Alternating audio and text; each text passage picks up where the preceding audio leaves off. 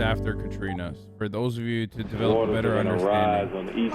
For those of you to develop a better understanding of like how little recovery and relief happened in the aftermath of Katrina, this will be instructive. Now, you might have guessed it already, but New Orleans is Louisiana has, as a state, some of the worst income inequality, some of the worst wealth disparity on the planet.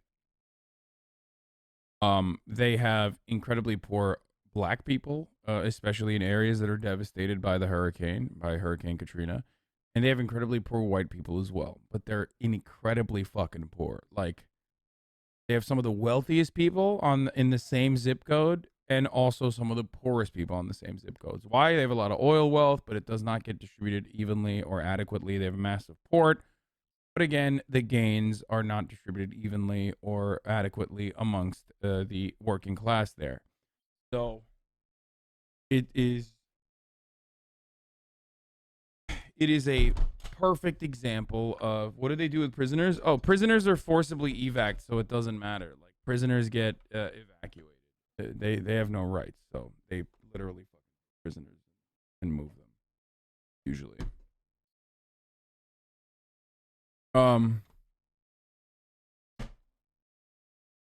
So yeah, it's incredibly corrupt and it's incredibly unequal. Lots of people are stranded here. I didn't think this had turned out to be Armageddon. I was wrong. Yes, if you go to New Orleans, you'll see like these beautiful fucking French Quarter mansions that were built in like the 18th century that have been like renovated numerous times over, and then literally like right down the block there are houses made of cardboard with like boarded up fucking windows, and people like writing fucking like, we live here still, please don't, you know, destroy this house, with no energy.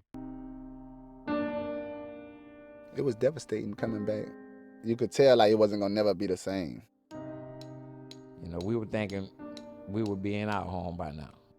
You had to pump your neighbors up. I work hard to try and better my children's life. This is about this city, what it has been through, but also what it's becoming.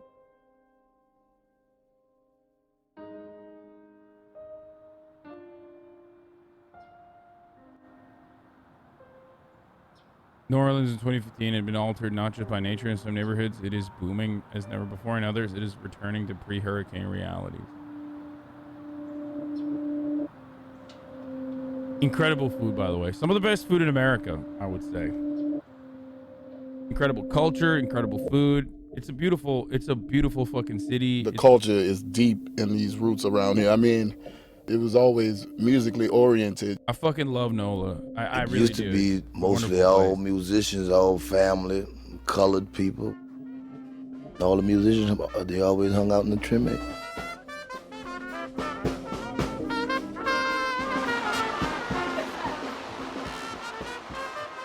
Once the music started here, everybody would be out on their porches. No prisons were evacuated. That's not true. I know that one in I think it was in the area that was like close to flooding. One of them got fucking evacuated. From the eldest to the youngest, you know. Parties all the time. People get birthday parties at all the bars you see. Ursuline and Robinson had 2 bars, Caddy Corner, and those joints would be popping. Most of them are closed up now. The people aren't here anymore. They didn't come back. I would love to be able to buy a piece of property in this neighborhood and have my kids grow up the way I did. It's above my pay grade. The neighborhood is a different neighborhood now. It's not the real 6th Ward no more. All these people coming buying all the property up. It changes like almost a gated community.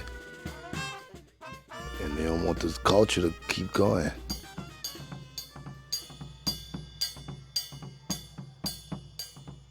Only time you really see some culture around is when they have a big funeral at the funeral home where everybody knows everybody. And you see the old faces that you used to seeing, you know. Then it feels like the old place again, but those people are only here. Yeah, I know the prisons were evacuated. I don't know why people are saying that that's not the case. Like, I know. I covered it yesterday. For a little while. Don't test me on this shit, motherfucker.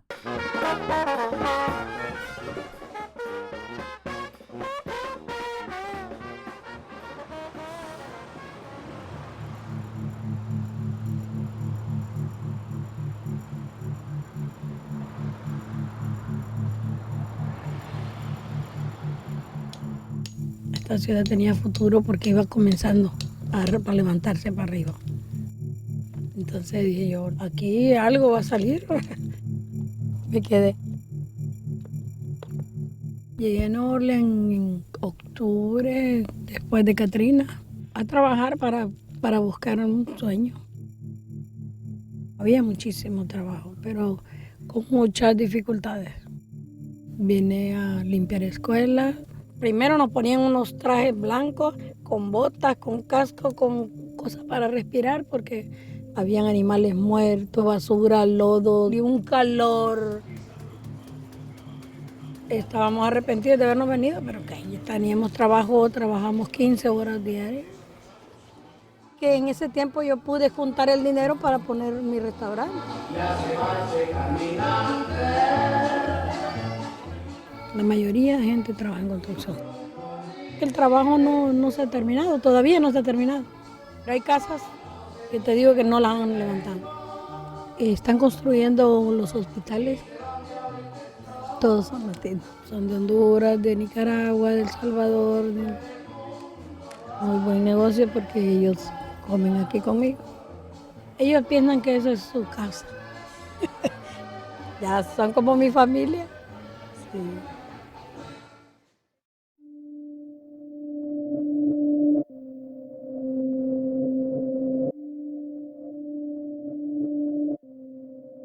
Dear Lionel Dixon, our office has conducted an inspection of the above referenced property. The structure has been substantially damaged by the floodwaters of Hurricane Katrina. Each of these agencies be advised that proper permits are required for all repairs, construction, generation, elevation. I mean, we crossed our T's and dotted our I's, and we did everything that was on the checklist that they asked us to do. But I'm still in it. I feel that they should fulfill their promise of, okay, we're going to help you. Okay, this is what we're going to give you to get you back in your house. What happened to the money? We haven't seen it. We don't know where it is. Our home was submerged under 13 and a half feet of water. We were the fourth shingle from cresting the top of the house. The government come up with a plan. They were devastated too. They never went through anything like this. You know, they were doing things as they went. I mean, it's a lot of red tape. We have a house that's paid for. We really didn't want to go and get into more debt. We stayed in Mississippi for a while till we were able to come back. You know, we were thinking we would be in our home by now. Thank you for the Spirit of the Lord that is ushering recovery and restoration. Thank you that it is. I'm the type of person, when you tell me that I can't do something, that makes me work even harder, not just for me, for my children. I don't care if I'm 75 years old, the house is going to stay in my family because it's something we work hard for. That's why I'm still in it.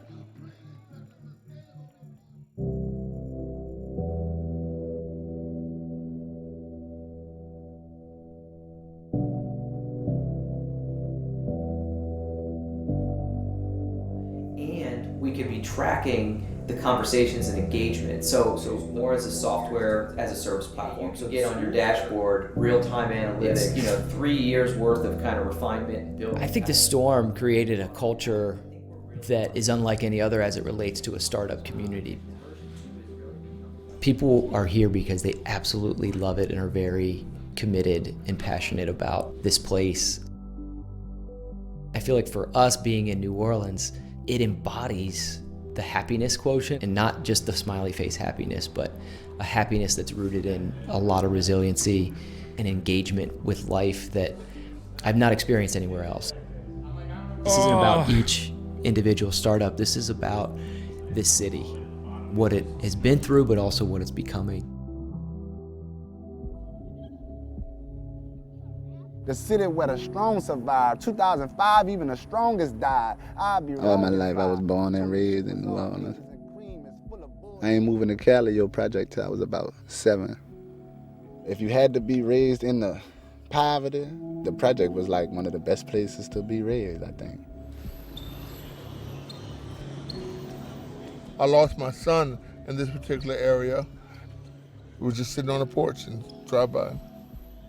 And the kid that killed my son was from this particular area. There was a housing development that was here that was one of the most dangerous in the city. Katrina damaged the project so bad that we were able to roll it down and rebuild housing. I remember just being like stunned. They done knocked down the magnolia, the melpomene, and the callaleo and made it look prettier. You could tell like it wasn't gonna never be the same. They're trying to change it. I see what they're trying to do. A lot of the people that was on housing assistance, they wasn't able to go back to the spots that they was. Everybody was all scattered. I'm not saying Hurricane Katrina was good. Yeah, there's like, you see a fucking situation. You see a situation like where natural disaster devastates an area, specifically housing projects, which is like the closest you can get to socialized housing, social housing in America. And it's treated as an opportunity to rebuild for a completely different demographic and a completely different level of wealth. Really fucking annoying. But we were able to make some good things happen out of some bad things.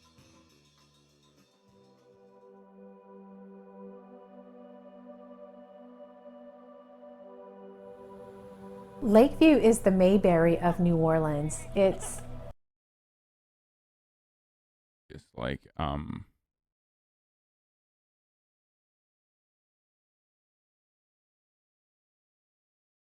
since 2019. There you go. I'm doing all right, guys. I'm just like a little tired today. Okay. There you go. Following since 2019. Dumb bitch. the little pocket of small town in a big city. I really got into the demolition business as an emotional reason because I really want to be part of rebuilding my city. No meeting ever set anybody on fire and said, hey, okay, well, they're coming in to fix the streets and turn on Demo diva. the power, and it was never like that. You had to pump your neighbors up, and if you touched one, he touched the next one. That's basically sidewalk. Now, I did pull what was inside. It has been an expression of love, really, to be part of cleaning up something and to be part of a greater purpose. We have only become more resilient. I think the city has only gained.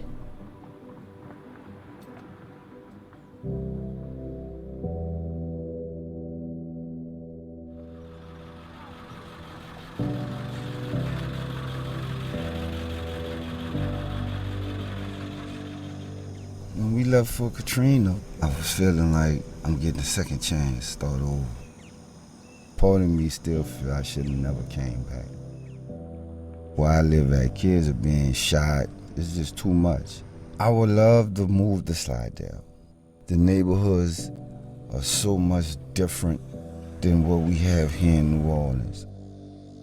The problem with that would be I would really have to take them out of KIPP school. KIPP is a good school. When I was going to school, all our teachers stayed right here in the city. These people come from all over to teach here. Brilliant! His mother tried to get him to talk. Where they're at now, compared to the schools they've been to, they're on a whole different level. They're growing, their grades are off the charts. I work hard to try and better my children's life, to get them a better future. They're gonna prep our kids, teach our kids, so when our kids graduate, they can go to college, they can be able to get that good job. They'll be able to do something better for themselves. Because you have not forgotten us. You have blessed us. You have held us. You have kept us in your own hand. And God, we ask you now that the very God of peace. What's been lost cannot be found. It washed away or run around. Take what's left from the wreckage and try to find a meaning or a message.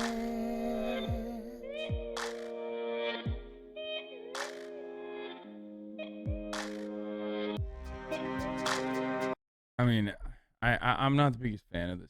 It's like I feel like there is better coverage that you could afford to something like this. You know what I mean?